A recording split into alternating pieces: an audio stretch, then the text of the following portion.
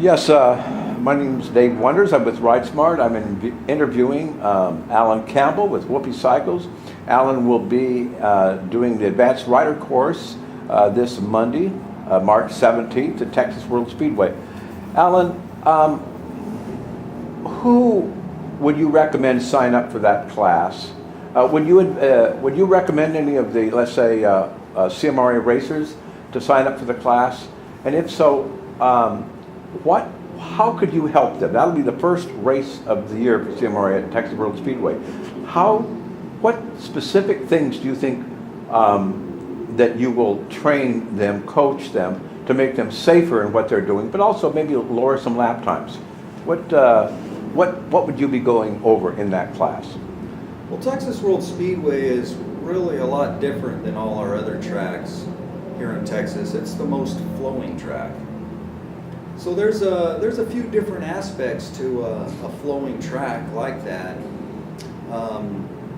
And Texas World in particular, it's a very high-speed track, and so there are certain little tricks to that track on how to really drop your lap times out there.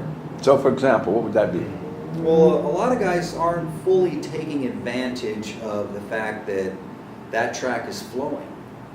So on a flowing track, you really need to take advantage of speed and really keep your speed up.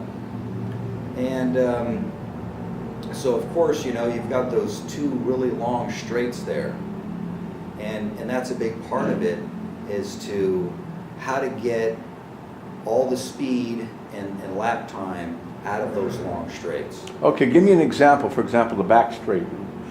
What would be one thing that you would do? That'd be coming out of turn 6. So what would be something that you would teach there to help them get a good drive or getting? Well, really, turn 6 is really a pretty straightforward corner, but a lot of people aren't lengthening that straight like they should out of turn 6. So that's why what you want to do in turn 6 is between 5 and 6 is go all the way to pretty much to the outside of the track. Get the bike turned, basically we call it squaring off the corner. So that's actually one of the few corners in Texas where you really want to square that off, get the bike back to wide open throttle before you even hit the apex of 6. And so will you be teaching that Yes. that Monday? Okay, is there any tricks going into turn 7? Because turn 7 is a kind of a pretty steeply banked turn going uphill. So is there any tricks you teach there? Turn 7, the gravity bowl, a lot of people don't realize that the gravity bowl really doesn't start from the apex of the corner. It starts maybe 3 to 5 feet out from the corner is where it starts banking up. So that's a good place to pass people, is right on the outside of that apex of that turn. You can be up on the banking there, pass them right around the outside. Somebody that's going down to get their knee on the curb, that really doesn't help you going all the way down there. And so that's a great place to carry a lot of speed through that corner and use that banking. I see. You'll teach this in the class too? Yes. Okay. Where else could they use, let's say, banking or that kind of a strategy to pass on that track? Yeah, Texas World, there's a couple other areas where you have to give up a turn in order to go fast through the next turn. For example? So the last few turns at Texas World are really important because that leads out onto the front straight. Okay.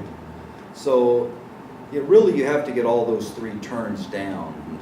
But the key corner you need to give up is the second to the last turn. I guess that would be turn 14, I think.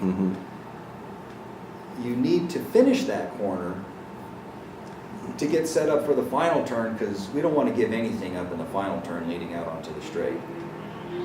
So taking the right line through turn 14 is key, but in order to get 14 right, you have to get 13 right. In order to get 15 right, you have to get turn 14 right.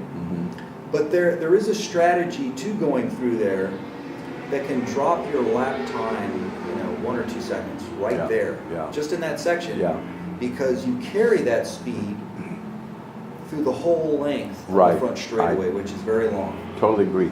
Going into turn 1, are there anything specific that you feel can lower lap times there? Going into, that's kind of what 1 and 2 is kind of like a decreasing radius turn to me. Yeah. And you put them together. So is there any, a lot of people, they're coming in there so fast, and there is the change in the surfaces? There's actually a couple different strategies on the front straight leading into 1. If you really think about it, from the left side of the track, all the way up to the wall, that's got to be 40 feet. Right. So if you think about it, you come out of the final turn and you go all the way up to the wall, and then you come all the way back down. That's 40 feet up and 40 feet back. That's 80 feet. So if you go up to the top of that wall, and as opposed to somebody staying at the bottom, if you're going the same speed, when you guys get to the end of the straightaway and the guy at the top of the wall comes back down, he's going to be 80 feet behind you. If you don't have to go all the way up there, you're just lengthening the track. Gotcha.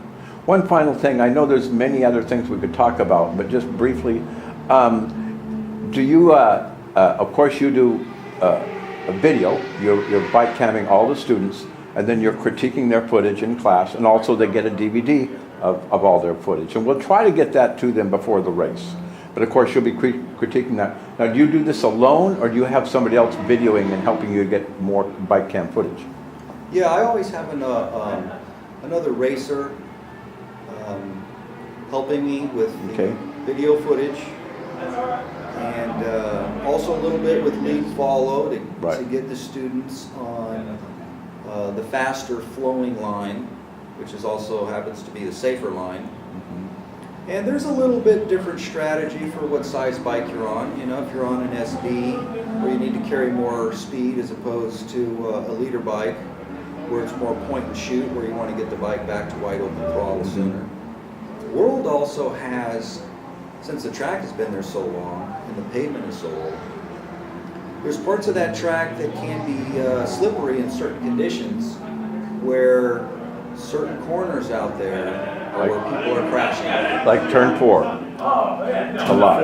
There's a lot of sealer coming out of turn 4. And turn 9, where the pavement is coming apart, that corner also is a little bit off camber. Yep. Then there's turn 3, where the right side of the tires are cool. You haven't been on them in a very long time. There's turn 11, where the pavement is polished, so a lot of people high side there. Yep. And that's what you find as you get faster, is that you can't go 100% everywhere. Yeah, that includes the bike cam footage. Also, I'm going to be going over the footage a little bit in the classroom. Okay. And then I will also have an evaluation that I send all the students. Yes. Yep.